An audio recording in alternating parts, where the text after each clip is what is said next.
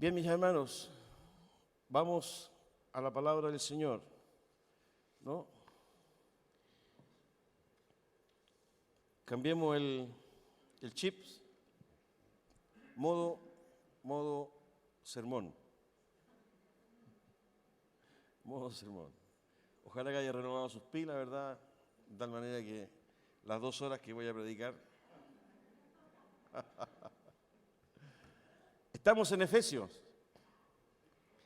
y terminamos el capítulo 3 el domingo pasado. Ya hemos visto 3 capítulos.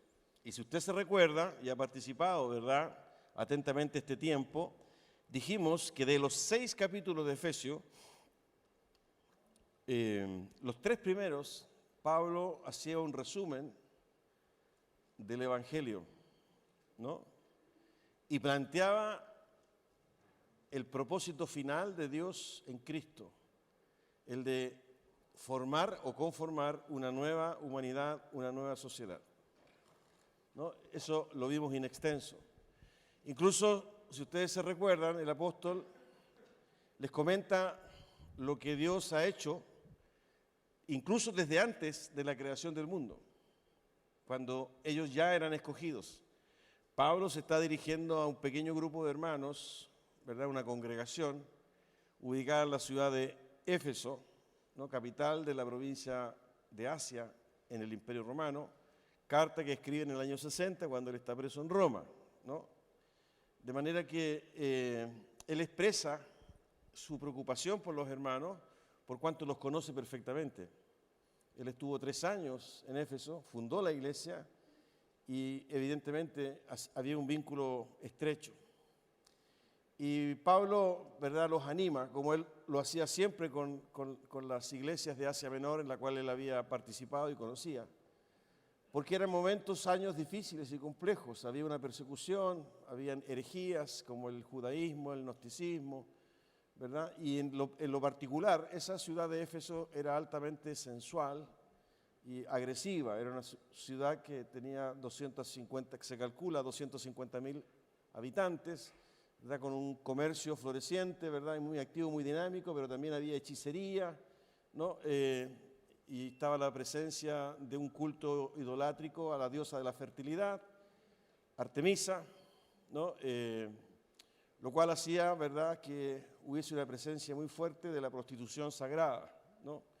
Era un ambiente complejo, difícil, ¿no? Y como lo he dicho en algunos domingos, muy similar a lo que hoy día podemos encontrar en las grandes ciudades, ¿no es cierto?, como Santiago, como Nueva York, como Ciudad de México, como Sao Paulo, en fin. Y esta iglesia estaba ahí dando testimonio. Y Pablo, ¿verdad?, en estos 3 primeros capítulos les recuerda lo que Dios ha hecho en sus vidas.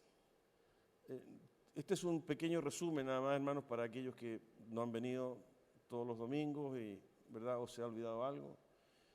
Él les recuerda que fueron escogidos, ¿no?, para ser santos, adoptados como hijos.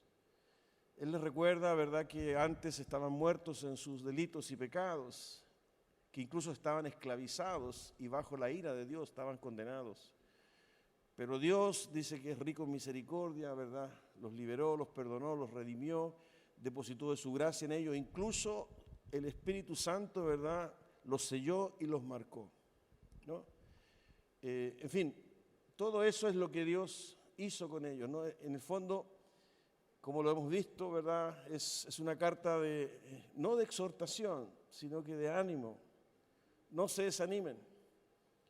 Ustedes miren lo que son. Hoy día, en Cristo, son una nueva humanidad.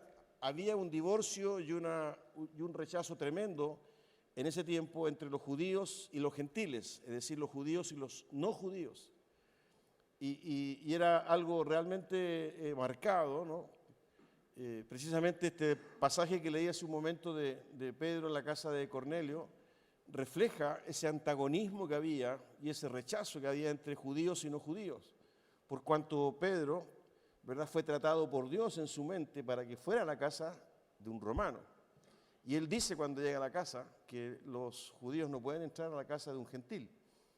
De manera que Pablo se encarga de decirle a los hermanos de Éfeso que era una iglesia mayoritariamente gentil, ¿no? Era había mucha presencia de hermanos no judíos convertidos al cristianismo, al evangelio, de decirles que Dios los ha acercado en Cristo y que de los dos pueblos, de las dos naciones, es decir, de los judíos y los gentiles, Él ha hecho un solo pueblo, ¿verdad? Por cuanto el sacrificio de Cristo, incluso Él dice, Cristo es nuestra paz, nos reconcilió. Ahora ya no hay judío ni gentil, no hay, incluso lo dice en algunas partes, no hay esclavo ni libre, no hay hombre ni mujer, en Cristo somos todos uno, ¿no? Eso lo plantea a los hermanos de Éfeso. Pero ahora llegamos, bueno, y otras, me imagino que ustedes en sus apuntes lo pueden revisar, lo pueden leer. Llegamos al capítulo 4. Y en el capítulo 4, 5 y 6, Pablo se encarga, como también se los he dicho, permiso, de aterrizar el mensaje. Es decir, de plantear de manera concreta qué es lo que significa ser la nueva humanidad, o la nueva sociedad, ¿no? O la nueva creación, que es un aspecto que nosotros encontramos en todas las cartas del apóstol Pablo, su preocupación permanente de aterrizar el mensaje, de manera de ayudar a los hermanos a entender lo que significa, ¿no? El ser una nueva creación, lo que significa el haber encontrado a Cristo, o que Cristo nos haya encontrado a nosotros, lo que significa, ¿verdad?, haber nacido de nuevo, lo que significa la gracia de Dios, lo que significa la fe. O sea, no es algo retórico, ¿verdad?, no son planteamientos filosóficos o meramente intelectuales, sino que, por eso que Pablo plantea este concepto de nueva humanidad, ¿no? Dios está construyendo una nueva sociedad, está surgiendo algo nuevo, que finalmente tiene que traducirse también en una forma de vida distinta, en rigor. Y miren, en el capítulo 4, vamos a leer del versículo 1 al 16, dice de la siguiente manera: por eso, yo, que estoy preso por la causa del Señor, les ruego que vivan de una manera digna del llamamiento que han recibido, siempre humildes y amables, pacientes, tolerantes unos con otros en amor. Esfuércense por mantener la unidad del Espíritu mediante el vínculo de la paz. Hay un solo cuerpo y un solo Espíritu, así como también fueron llamados a una sola esperanza. Un solo Señor, una sola fe, un solo bautismo, un solo Dios y Padre de todos, que está sobre todos y por medio de todos y en todos. Pero a cada uno de nosotros se nos ha dado gracia en la medida en que Cristo ha repartido los dones. Por esto dice, cuando ascendió a lo alto se llevó consigo a los cautivos y dio dones a los hombres. ¿Qué quiere decir eso de que ascendió, sino que también descendió a las partes bajas, o sea, a la tierra? El que descendió es el mismo que ascendió por encima de todos los cielos para llenarlo todo. Él mismo constituyó a unos apóstoles, a otros profetas, a otros evangelistas y a otros pastores y maestros, a fin de capacitar al pueblo de Dios para la obra de servicio, para edificar el cuerpo de Cristo. De este modo, todos llegaremos a la unidad de la fe y del conocimiento del Hijo de Dios, a una humanidad perfecta que se conforme a la plena estatura de Cristo. Así ya no seremos niños zarandeados por las olas y llevados de aquí para allá, por todo viento de enseñanza y por la astucia y los artificios de quienes emplean artimañas engañosas. Más bien, al vivir la verdad con amor, creceremos hasta ser en todo como aquel que es la cabeza, es decir, Cristo. Por su acción, todo el cuerpo crece y se edifica en amor, sostenido y ajustado por Dios, por todos los ligamentos, según la actividad propia de cada miembro. Amén. Que Dios bendiga su palabra, ¿no? Tengamos un momento de oración. Dios mío, te damos gracias, Señor, por esta instancia, por el privilegio de poder reunirnos, Señor. Protege nuestra salud, Señor amado, ante este contagio. Calma nuestra ansiedad, Señor. Y permítenos, Dios Santo, en el nombre de Jesús, estar atentos, Señor, a lo que hoy tú quieres decirnos. Dios mío, el contexto que nos rodea es complejo, es difícil. Hay muchos distractores, Señor, que aquietan o intranquilizan, Señor, nuestra alma. Pero aquí estamos en tu presencia, Señor, un grupo de tus hijos e hijas, Señor.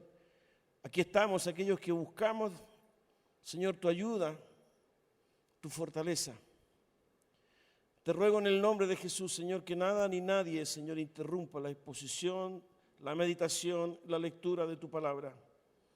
Ha sido maravilloso este tiempo, Señor, adentrarnos en esta carta tan breve, pero tan profunda, Señor, que fue escrita hace 21 siglos atrás y que increíblemente, Señor, nos interpreta en muchísimas cosas. Ayúdanos a ser humildes, Señor amado, humildes y examinar, amado Dios, nuestra vida delante de tu presencia.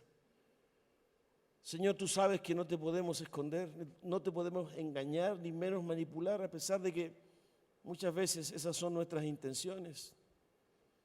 Por eso, en el nombre de Jesús, aquí está nuestro corazón. Corre el velo de nuestros ojos. Y que esta sea una palabra rema que transforme, Señor, nuestra vida. Te lo rogamos, Señor, en Jesús. Amén. Bien, entramos a lo práctico, ¿no? Entramos definitivamente, ¿verdad?, a escuchar lo que Pablo le dijo a los hermanos respecto de lo que significaba, ¿verdad?, el ser una nueva creación en Cristo. Pablo plantea dos grandes características de esta nueva humanidad. Dos grandes características. La primera de ellas es la unidad. Si usted se fija en estos primeros versículos que leímos, Pablo hace mención a la unidad, del versículo 1 al 16, ¿no? Cuando él expresa, dice: les ruego que vivan de una manera digna del llamamiento que han recibido, siempre humildes y amables, pacientes, tolerantes unos con otros en amor. Esfuércense por mantener la unidad del Espíritu. La unidad. Y el segundo aspecto que Pablo hace notar, y que lo vamos a ver en los próximos domingos, así que no salga de vacaciones, ¿verdad?, es la pureza, que aborda Pablo, ¿verdad?, desde el versículo 17 de este capítulo 4 hasta los primeros versículos del capítulo 5, la pureza, unidad y santidad. Es lo que le plantea Pablo como característica esencial de esta humanidad, de la iglesia de Dios en un contexto como el que ellos vivían, que es muy parecido al nuestro. Por eso que es tan vigente y tan relevante, ¿no?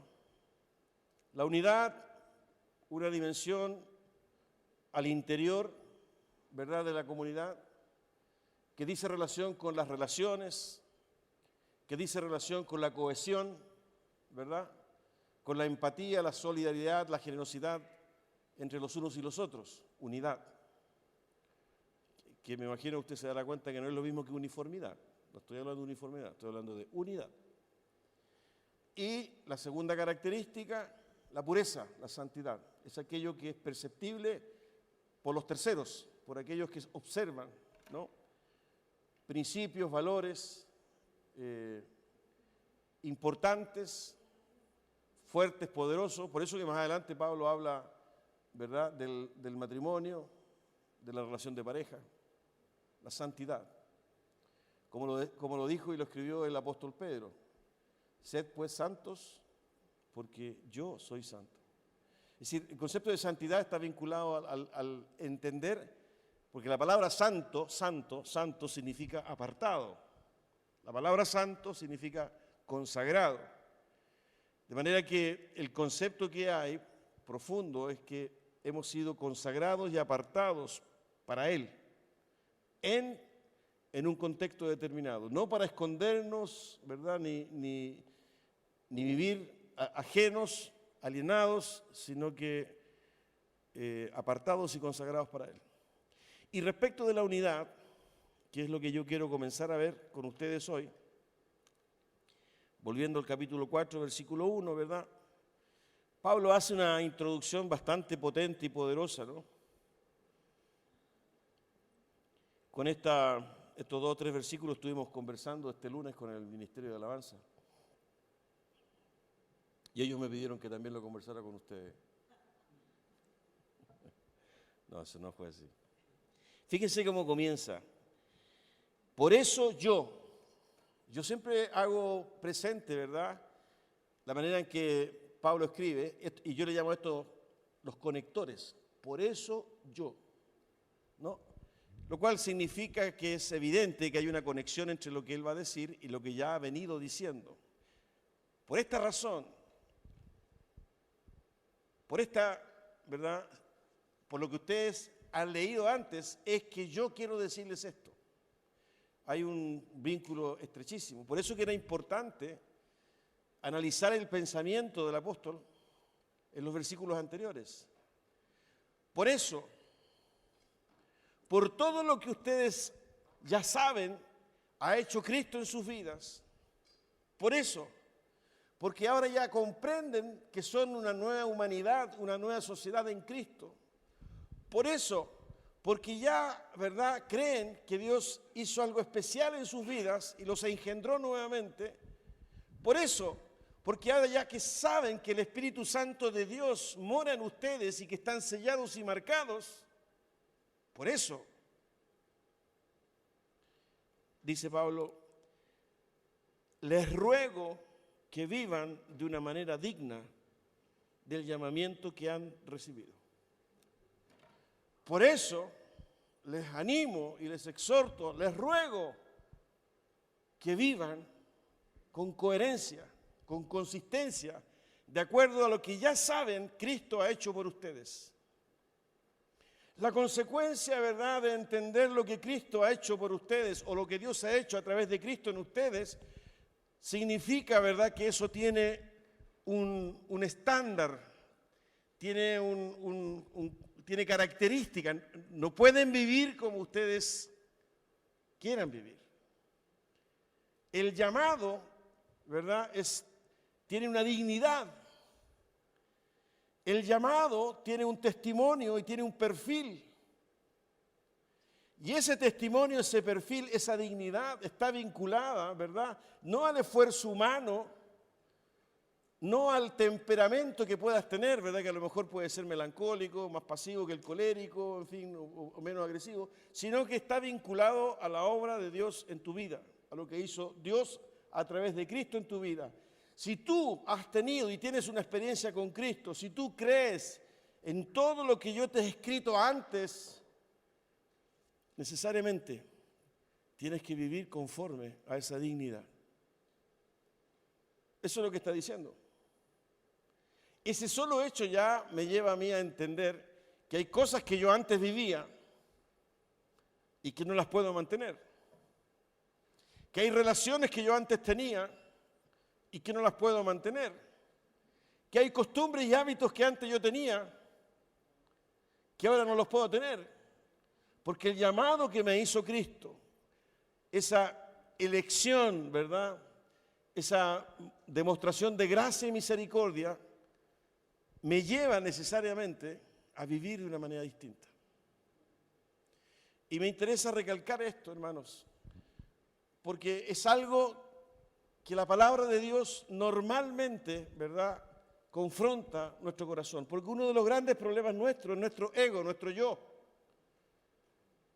Dios ha hecho la obra en nosotros, creemos en Jesucristo, pero aún seguimos luchando con mi yo, con mi ego, con mi viejo hombre, con mi vieja mujer.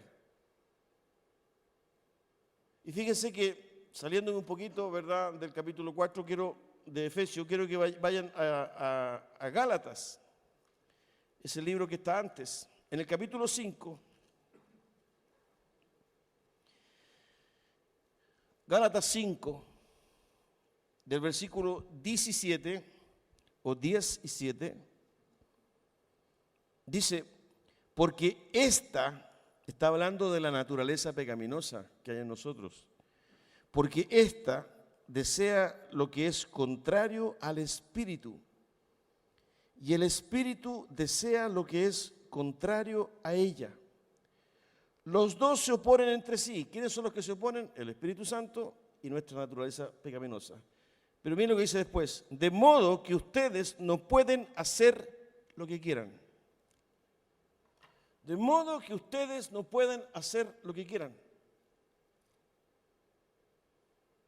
Éramos esclavos del pecado, dice Pablo, pero ahora somos siervos para la justicia. Es decir, este concepto de libertad y de hacer lo que yo quiera no está nunca presente. Ni siquiera cuando no conocía al Señor, creyendo torpemente que era libre, entre comillas. Pero no pueden hacer lo que quieran. Eso es lo que está diciendo el apóstol. Y a continuación, ¿verdad? Cuando él coloca sobre la mesa, ¿no?, y capta la atención, porque él ha comenzado con este conector por eso, y más encima, ¿verdad?, le está diciendo que no pueden hacer lo que quieran, sino que tienen que hacer lo que es pertinente para ese llamado y la dignidad de ese llamado. Lo que primero plantea Pablo es la unidad a través del carácter. Siempre humildes y amables, pacientes, tolerantes unos con otros en amor. Por eso que el apóstol hace una mirada al interior de esta comunidad. Por eso que él plantea y vincula todas estas verdades maravillosas, profundas, espirituales, poderosas, sobrenaturales, incluso muchas de ellas difíciles de entender. Y lo vincula, ¿verdad?, con la manera en que nosotros vivimos el Evangelio. Y al pasar se encarga de recordarnos que esto es algo inherente al llamado de Dios.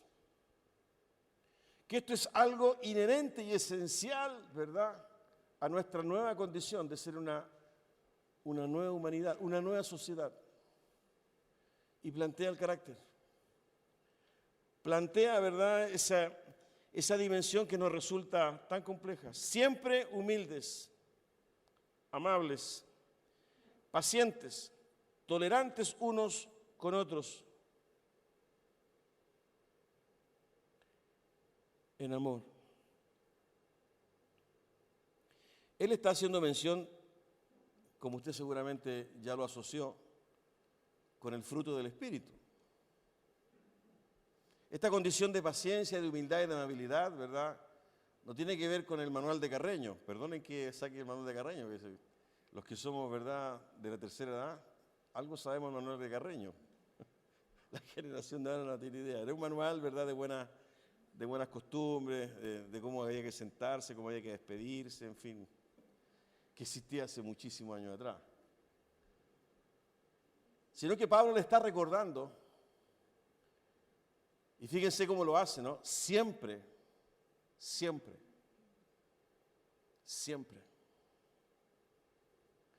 Porque la presencia del Espíritu Santo, que es una condición esencial de esta nueva humanidad, debe influenciar sus vidas. Y el fruto de ese espíritu precisamente es el amor, el gozo, la paz, la paciencia, la amabilidad, la bondad, la mansedumbre, la benignidad, la templanza, la fidelidad. En otras palabras, ¿verdad?, es un llamado a menguar.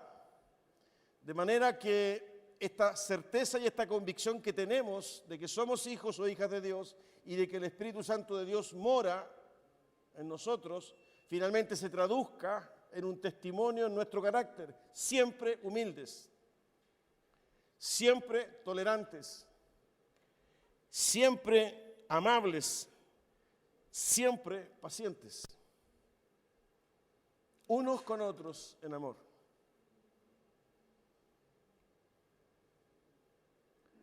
Por eso que la vida profunda es necesaria para nosotros.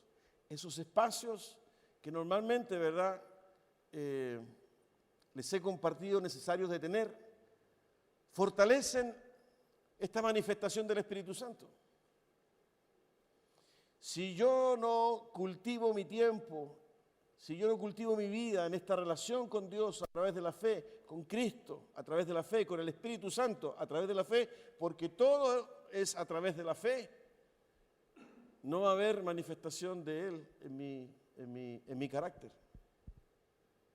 La ira me va a dominar, la impaciencia me va a dominar, ¿verdad?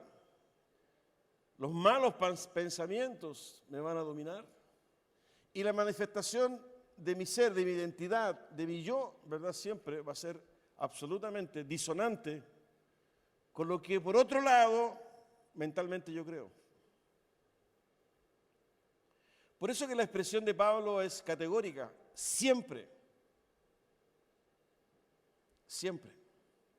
Porque es el estado, ¿verdad?, que debe tener aquel o aquella que forma parte de la nueva humanidad y de la nueva sociedad. Pero Pablo continúa. Versículo 3. Esfuércense por mantener la unidad del Espíritu mediante el vínculo de la paz. Es decir, versículos 2 y 3 apuntan derechamente a la unidad. Esfuércense por mantener la unidad del Espíritu. Por eso que esa palabra esforzarse significa que yo reconozco también en mi hermano, en mi hermana, que Dios también ha obrado en él o en ella, de manera que esa manifestación del Espíritu Santo, el fruto del Espíritu, también debiera estar en cada uno de nosotros. Por consiguiente, ¿verdad?, cada uno de nosotros estamos de alguna forma peleando, disputando, ¿verdad?, confrontándonos con nuestro yo, con nuestra naturaleza pecaminosa, y por eso que debe haber en nosotros el esfuerzo en cada uno, ¿verdad?, por mantener la unidad. Y fíjense que ese concepto de unidad lo asocia, por supuesto, al Espíritu Santo, pero habla definitivamente de la paz, mediante el vínculo de la paz. Es decir, la condición o el estatus natural de la comunidad de Dios debiera ser la paz. El congregarnos, el estar juntos, el relacionarnos como hijo o hija de Dios, como iglesia de Dios, como congregación de Dios, ¿verdad?, debiera ser tan placentero que pudiésemos encontrar paz. ¿Y por qué? Porque precisamente es el lugar en que el Espíritu de Dios se mueve. Esa fue la promesa. Fíjense que hay un pasaje, que el Señor me ayude, 2 Corintios, capítulo 6 y 7. Fíjense en el capítulo 2 Corintios, capítulo 6, versículos 16. Dice, como Él ha dicho, viviré con ellos y caminaré entre ellos, yo seré su Dios y ellos serán mi pueblo. Por tanto, el Señor añade, salgan de en medio de ellos y apártense, no toquen nada impuro y yo los recibiré. Yo seré un padre para ustedes y ustedes serán mis hijos y mis hijos, dice el Señor Todopoderoso. Y a continuación, en el capítulo 7, versículo 1, Pablo dice, como tenemos estas promesas, ¿cuáles promesas? De que Dios va a vivir con nosotros y que va a caminar entre nosotros, que Él será nuestro Dios, nosotros seremos su pueblo, que es algo que Él les ha dicho a Israel, ¿verdad? Pablo dice, como tenemos estas promesas, queridos hermanos, purifiquémonos de todo lo que contamina el cuerpo y el espíritu, para completar en el temor de Dios la obra de nuestra santificación. Ahí está hablando de santificación, pero lo que yo quería rescatar, ¿verdad?, es la promesa de Dios. Yo estaré con ellos, yo viviré con ellos. Por eso, ¿verdad?, que es emocionante estar juntos, cantar juntos, emocionarnos juntos, porque hay algo sobrenatural, ¿verdad? Lo dice el Salmo 133, que cuando los hermanos habitan juntos en armonía, ¿qué es lo que es? Es delicioso. Es delicioso. De manera que Pablo exhorta a estos hermanos a cuidar esa unidad, a cuidar, ¿verdad?, las relaciones internas, a cuidar, ¿verdad?, la manera en que conviven, la manera, ¿verdad?, en que se congregan, se reúnen, siempre humildes, esfuércense. Y sobre todo, ¿verdad?, entendiendo que el Espíritu Santo mora en ustedes y que debe generar paz. Y lo otro que Pablo plantea, ¿verdad?, a propósito de la unidad, es que esa unidad ya está dada. Fíjense en el versículo 4. Hay un solo, volví a Efesios 4, versículo 4. Hay un solo cuerpo y un solo espíritu, así como también fueron llamados a una sola esperanza. Un solo Señor, una sola fe, un solo bautismo, un solo Dios y Padre de todos, que está sobre todos y por medio de todos y en todos. En otras palabras, estamos en presencia de un Dios único, que si bien, ¿verdad?, porque aquí menciona la Trinidad, si usted se fijó, menciona al Espíritu Santo, menciona a Jesucristo, el Hijo, y menciona al Dios, Padre de todo. Pero ese Dios es uno solo. De manera que no es que tú tengas que construir la unidad, sino que tienes que cuidar la unidad. Porque la unidad está dada por este Dios trino, que es uno solo. Un solo espíritu, un solo cuerpo, una sola esperanza, un solo Señor. Y fíjense que cada persona de la Trinidad, Pablo la asocia con su operación, ¿verdad? Por ejemplo, cuando se refiere en el versículo 4 al Espíritu, ¿verdad?, precisamente el Espíritu Santo que nos da esta conciencia de cuerpo, de que nos pertenecemos el uno al otro. Y a través de esta concepción, ¿verdad?, porque el Espíritu Santo nos da dones, y de hecho más adelante lo expresa el apóstol, nosotros entendemos, ¿verdad?, que somos, ¿verdad?, un cuerpo donde Cristo es la cabeza, y eso lo hace el Espíritu Santo. Pero más adelante dice, un solo Señor y una sola fe, un solo bautismo, un solo Señor, una sola fe, nuestra fe en Jesucristo. Hebreos capítulo 12, versículo 2 dice que Jesús es el autor y consumador de nuestra fe y nos bautizamos en Él. Es decir, está asociando definitivamente, ¿verdad?, a Jesucristo estas operaciones. Y finalmente en el versículo 6 dice, un solo Dios y Padre de todos, que está sobre todos y por medio de todos y en todos. De manera que esa unidad, la iglesia, la congregación, ¿verdad?, la comunidad de Dios, la nueva sociedad, la nueva humanidad, ya la tiene. Por la obra de Dios, por la esencia de Dios. Dios Padre, Dios Hijo, Dios Espíritu Santo, pero que son uno solo. ¿Cuál es el desafío? Cuidemos la unidad. Vivamos en paz. Esforcémonos por restaurarla cuando se deteriore. Sean siempre humildes, sean siempre tolerantes, sean siempre pacientes. Esta exhortación de Pablo está presente en muchos otros lugares de sus cartas. Yo acá tengo, por ejemplo, en Romanos capítulo 15, miren cómo lo dice, ¿no? Versículos 5, 6 y 7, y un poquito más incluso. Que el Dios que infunde aliento y perseverancia les conceda vivir juntos en armonía, conforme al ejemplo de Cristo Jesús, para que con un solo corazón y a una sola voz glorifiquen al Dios y Padre de nuestro Señor Jesucristo. Por tanto, fíjense qué tremendo, en el versículo 5 y 6, fíjense lo que ha escrito Pablo a los hermanos de Roma. Se lo voy a leer de nuevo. Lo que pasa es que quiero, de alguna forma, y me esfuerzo, en vincular esta verdad espiritual, teológica, escritural, con nuestro carácter. Porque el gran problema que tenemos, precisamente, tiene que ver con nuestra conducta. Y muchas de estas cosas que son tremendamente profundas, espirituales, las conocemos y las sabemos, incluso nos emociona. pero no tiene ningún sentido si no transforma nuestra conducta y nuestro carácter. Y parece que Pablo también se esfuerza en eso, porque miren, lo leo de nuevo, Romanos 15:5, que el Dios que infunde aliento y perseverancia les conceda vivir juntos en armonía, conforme al ejemplo de Cristo Jesús, para que con un solo corazón y a una sola voz glorifiquen al Dios y Padre de nuestro Señor Jesucristo. Miren en el versículo 7. Por tanto, miren, por tanto, acéptense mutuamente, así como Cristo los aceptó a ustedes para la gloria de Dios.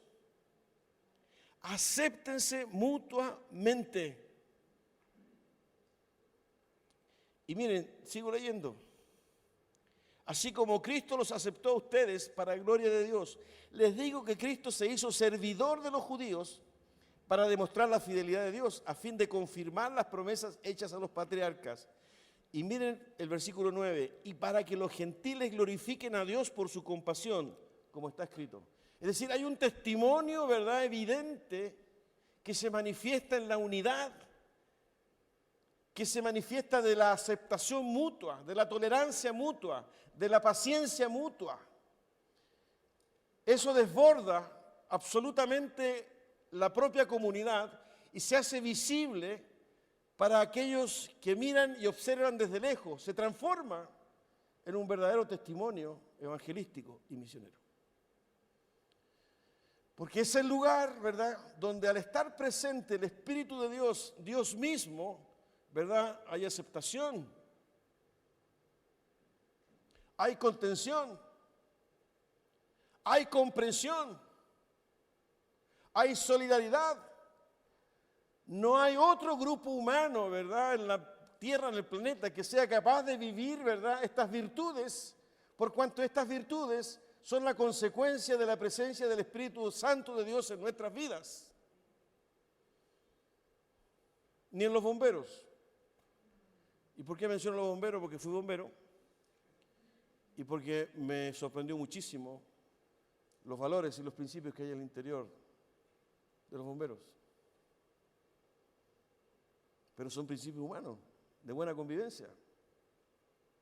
Nosotros no estamos hablando de principios humanos de buena convivencia, estamos hablando de la transformación de Dios. Todo esto está en el contexto de la obra del Espíritu Santo.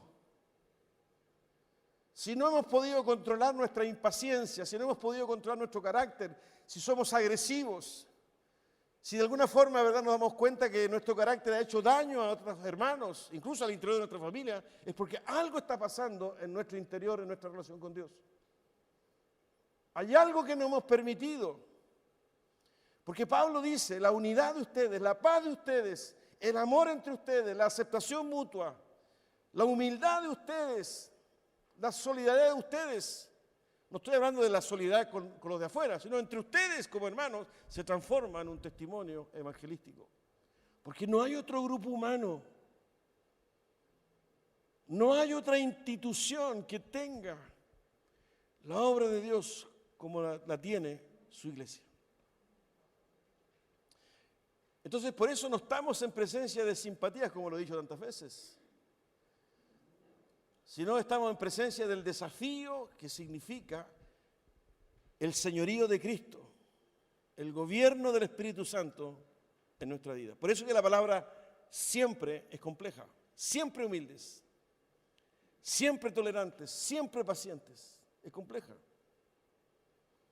Porque refleja, ¿verdad?, el estado natural que siempre debe haber en mi vida por el solo hecho de ser parte de la nueva humanidad de Dios. ¿Y por qué es tan profundo esto? Porque está vinculada a la unidad de Dios, el Dios trino, que es uno solo. Es un testimonio, ¿verdad?, de su reino. Es el testimonio, ¿verdad?, de la presencia del reino de Dios que avanza y que se confronta, ¿verdad?, con un individualismo, que se confronta, ¿verdad?, con una agresividad, con un egoísmo absoluto. Por eso que es un rasgo distintivo. Me sujeto, todas las cartas de Pablo, considero a mis hermanos como superior a mí mismo. Incluso cuando él plantea eso, lo hace a través de un paralelo respecto de la encarnación de Jesucristo. En Filipenses 2 lo hemos visto, fíjense, y lo vamos a ver de nuevo, porque la memoria es frágil. Filipenses viene después de Efesios. Y en el capítulo 2, voy a leer del versículo 3. Filipenses 2, del 3 en adelante. No hagan nada por egoísmo o vanidad, más bien con humildad.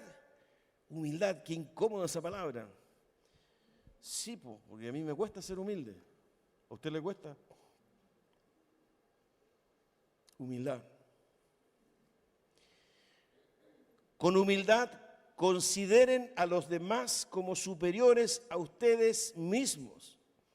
Cada uno debe velar no solo por sus propios intereses, sino también por los intereses de los demás. Hermoso consejo, hermoso consejo. Pero no se queda ahí el apóstol. Para darle consistencia a su exhortación, como lo está haciendo con los hermanos en Éfeso, Pablo inmediatamente coloca sobre la mesa el ejemplo de Cristo. Fíjense, él está hablando de las relaciones y de cómo yo debo considerar a mi hermano. No debo hacer nada por vanagloria, no con agresión, ¿verdad? Debo considerarlo como superior a mí mismo. Debo interesarme más en sus intereses que en los míos. Debo ser humilde con él. Que son todos buenos consejos. Pero a continuación Pablo coloca el soporte de esto. Y fíjense lo que dice en el versículo 5. La actitud de ustedes debe ser como la de Cristo. No, pues Pablo, yo soy Guillermo Hernández nomás. Apurado, ¿verdad? Sé leer y escribir. ¿Y tú quieres que sea como Cristo? No. Esto no es para mí. Y ahí empieza nuestra, perdonen que lo diga así, hermano, nuestra mediocridad. Y empezamos a darnos cuenta, ¿verdad?, que aquello que pensamos creer, la verdad que no lo creemos. El famoso ejemplo, que normalmente, ¿verdad?, se los comparto, que para mí ha sido tremendamente pedagógico para entender cuál es el problema mío, es la vida de Marta. Yo sé que tú eres el Mesías, el Hijo del Dios viviente. Y cuando Jesús va a la roca, no corra a la roca, Señor, ya está podrido, han pasado 4 días. Bueno, ¿me crees o no me crees? ¿No te he dicho que si tú crees, verás la gloria de Dios? ¿Me crees o no me crees? Entonces, si tú me dices que crees, tienes que creer lo que está escribiendo, ¿verdad?, el apóstol Pablo. La actitud de ustedes debe ser como la de Cristo Jesús, quien siendo por naturaleza Dios, no consideró el ser igual a Dios como algo a que aferrarse. Por el contrario, se rebajó voluntariamente, tomando la naturaleza de siervo y haciéndose semejante a los seres. Se rebajó, o sea, pareciera ser que Pablo está diciendo a los hermanos de Filipos, tienen que rebajarse. Si él toma como el ejemplo a Jesucristo, que se rebajó, se despojó, el concepto teológico, se despojó, se vació de su gloria y se encarnó. Y además me dice, ¿verdad?, la Biblia, que así tengo que hacerlo yo. Tengo que rebajarme, tengo que despojarme, tengo que vaciarme, tengo que privilegiar a mi hermano, tengo que sujetarme a mi hermano. Siempre. Porque en ello hay paz, porque en ello hay humildad, porque en ello hay testimonio, ¿verdad?, a estos terceros que observan desde afuera. No son válidas o válidos esos pensamientos, sí, pero es que tú sabes lo que yo estudié, y los grados que tengo. Porque no solamente tengo un pregrado, sino que tengo 2 doctorados. O a lo mejor no lo decimos, pero en nuestra relación discriminamos. Porque de alguna manera, ¿verdad? Nuestro ego, nuestro yo, no está controlado totalmente por el Espíritu Santo. Por eso que cuando Pablo entra a estos temas que son sensibles y complejos, normalmente lo hace con estos conectores. Por eso, entonces,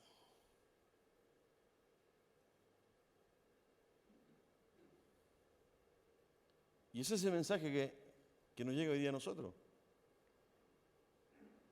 Ese es el mensaje que nos llega a nosotros, la unidad. En algunos momentos más vamos a comenzar a experimentar la unidad, no en el saludo, sino que a través de juntarnos, orar al Señor y elegir hermanos y hermanas. Y vamos a ser probados, porque a lo mejor con alguno de sus hermanos o hermanas tuvimos algún conflicto. Oye, ¿qué te parece? No, mira, hace un año atrás estábamos afuera conversando, un carácter. ¿Te imaginas si sale? Esto que se ve debajo de la alfombra. Que tiene que ver con nuestro carácter, pero no con el señorío de Cristo en nosotros, o con el gobierno del Espíritu Santo en nosotros. Y Pablo lo dice, la actitud de ustedes tiene que ser como la de Cristo. Tengo que entregarme, tengo que humillarme, despojarme. ¿Por qué habrá usado ese ejemplo? Porque en la manera en que vivimos, le damos, y no es que dependa de nosotros, sino que se transforma en un testimonio, ¿verdad?, misionero y evangelístico. En esto conocerán que sois mis discípulos, le dijo Jesús a sus amigos las últimas horas antes de ser apresado. En esto conocerán que sois mis discípulos, que os améis unos a otros. De manera que, ¿verdad?, este llamado que se nos hace no requiere hacer campañas evangelísticas, ni traer, ¿verdad?, a un gran predicador y teólogo, ¿verdad?, invitar con flyer al vecino, sino que nosotros mismos nos transformamos en portadores del Evangelio. Nosotros mismos nos portamos, ¿verdad?, como misioneros. Esto que escuchábamos hace un momento, ¿no? Tienen que saber. Ese tienen que saber, ¿verdad?, está radicado en nosotros porque somos depositarios del Espíritu Santo y porque el llamado es que Dios gobierne, ¿verdad?, nuestras reacciones, nuestro carácter, nuestras motivaciones, nuestras prioridades. Pablo dice, no pueden seguir siendo los mismos. Cuiden la unidad, cuiden la paz, entréguense a sí mismo el uno al otro, siempre humildes, siempre pacientes, siempre tolerantes. Y ese solo hecho, ¿verdad?, da cuenta de que ustedes son algo especial. Como lo plantea Gálatas, al final de definir lo que es el fruto del Espíritu, dice, contra tales cosas no hay ley. No hay nada que pueda resistir, ¿verdad?, el carácter de un hombre y de una mujer empoderado por el Espíritu Santo. Hay poder. En ello hay poder. No es una condición, ¿verdad?, meramente de equilibrios, sino que hay poder. Y quien cruce la frontera de esta comunidad va a notar esa presencia. Yo no me voy más de aquí. Yo quiero tener lo que ustedes tienen. Por eso, que el llamado de la unidad nos compromete en nuestro carácter. Hoy día estamos en presencia, ¿verdad?, de algunos sectores, sobre todo en la política, que buscan unidad, ¿no es cierto? Hasta con cambio, ¿verdad?, de estrategia y cambio de plan y todo lo demás. Porque la unidad es lo fundamental, ¿no? Hasta las fotos son importantes. Porque si nos ven en la misma foto, estoy dando un mensaje de unidad. Pero todo eso es superficial. Porque cuando tienen problemas, ¿qué los traiciona? el poder, la ambición, el egoísmo. Porque este es un cambio de aquí adentro. Es el Señor que obra en nuestro corazón. Transforma este corazón mío de piedra en corazón de carne. No es que yo tenga que hacer ejercicios de humildad, sino que tengo que sujetarme y someterme a Dios. Por eso que es importante la oración, por eso que es importante la lectura de la Biblia, por eso que es importante la meditación. De tal manera que en esa instancia, ¿verdad?, el Espíritu Santo y la palabra de Dios vayan esculpiendo. Fíjense que vamos a seguir avanzando en este capítulo, no ahora, pero finalmente termina, ¿verdad?, con llegar a la estatura del varón perfecto, que es la madurez cristiana. Pero no hay otra forma. Y fíjense que han pasado 21 siglos y todavía el hombre no ha podido descubrir cómo gobernar su corazón, su carácter. Santiago habla de la lengua, ¿no es cierto? Dice que el hombre es capaz de gobernar muchas cosas, pero no puede dominar ni gobernar su lengua.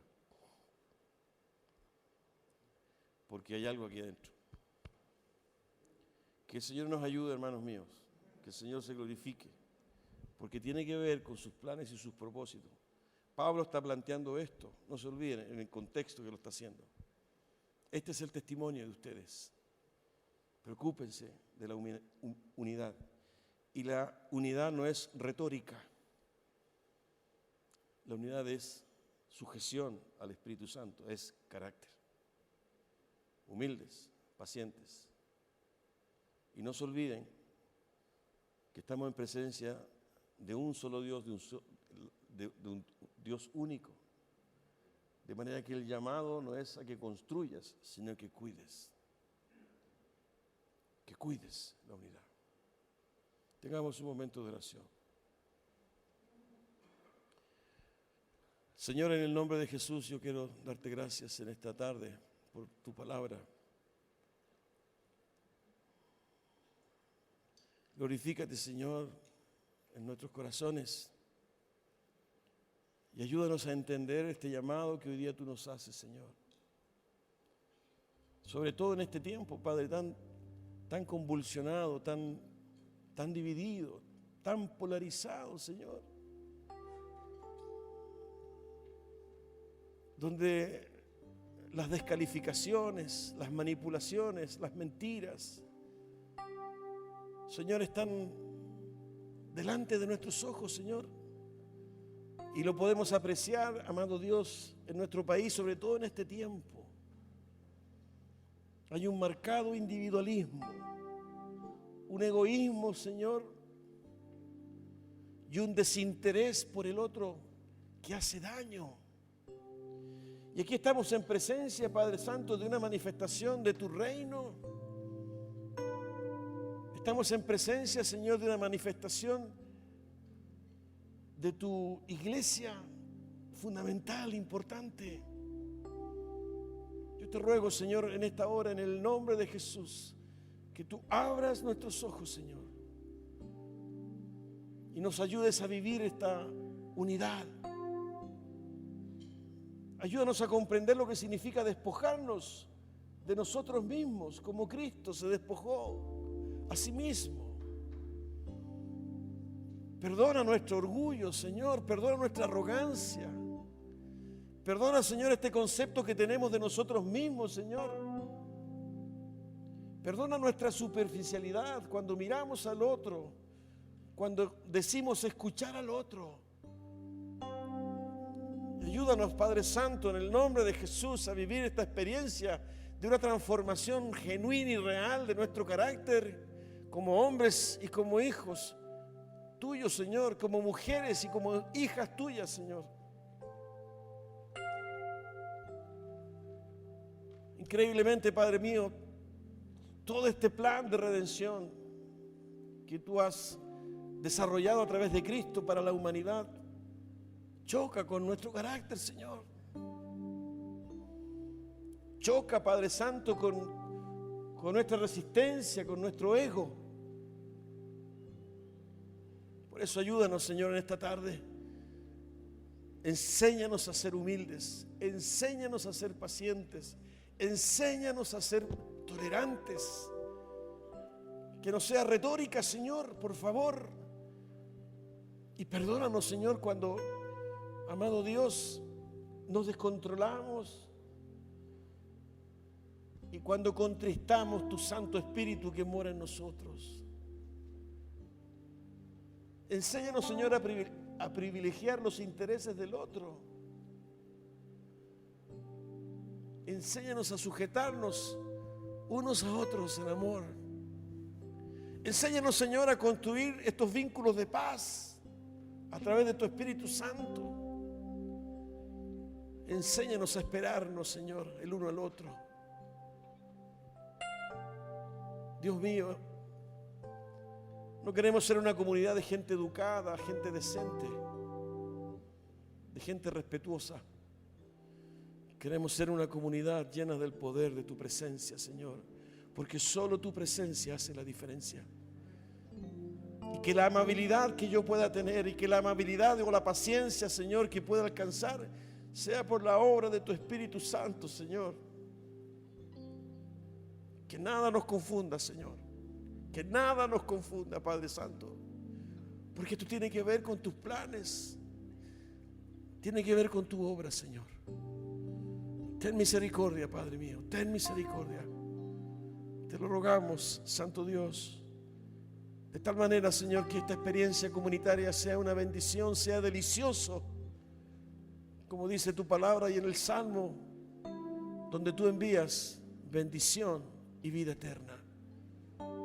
Porque así lo dice tu palabra, Señor, en aquel lugar donde los hermanos viven esta experiencia, hay bendición, Señor, hay vida eterna. Eres maravilloso, eres santo, eres justo, eres bueno. No hay palabras, Señor, que puedan expresar quién tú eres. Y en nuestras limitaciones, amado Dios, y en nuestro lenguaje, intentamos de alguna forma, Señor, expresarte nuestra admiración, nuestra adoración, nuestros sentimientos por ti, Señor. Gracias, Señor. Gracias, Padre. Gracias, Señor. Oramos en el nombre de Jesús. Amén.